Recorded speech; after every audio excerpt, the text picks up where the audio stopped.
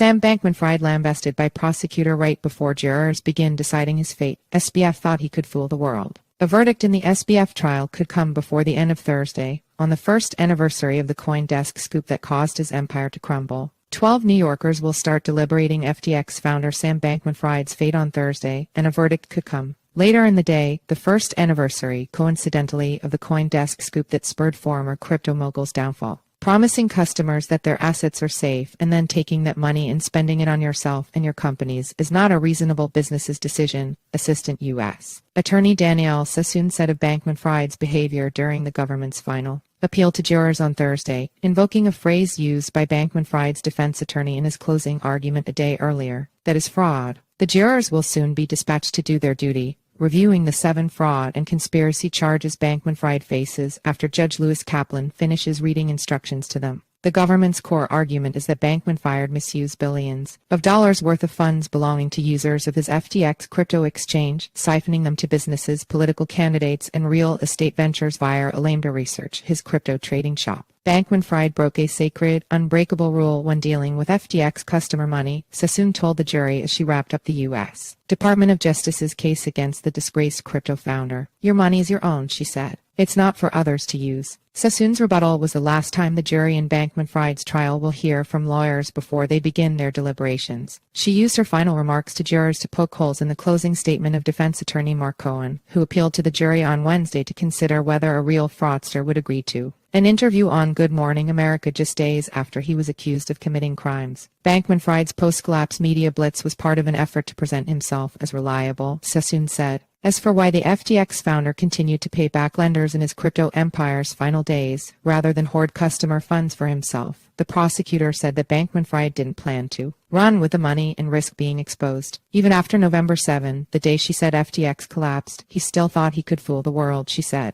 The defense argument that most incensed Sassoon, according to her, was Cohen's statement to the jury that the government's star witnesses, top FTX and Lambda executives Caroline Ellison, Gary Wang, and Nishad Singh, were incentivized to lie when testifying. "That's outrageous," Sassoon said loudly, calling it a desperate and unsupported accusation. Again and again, she told the jury that Bankman-Fried's testimony and the defense's arguments don't make sense. "You know that it's a made-up story," she said. "You should reject it." Regarding perhaps the defense's favorite argument that FTX didn't have a risk manager and thus Bankman-Fried didn't know what he was getting himself into, Sassoon said it proved the opposite of what defense lawyers claimed. "That's not a defense, it was a strategy. The defendant knew what he was doing was wrong, and that's why he didn't hire a chief risk officer," she told the jury. "Don't fall for his lies," she concluded her statement. "Find him guilty." Read all of CoinDesk's SBF trial coverage here. Nick Heilish contributed reporting.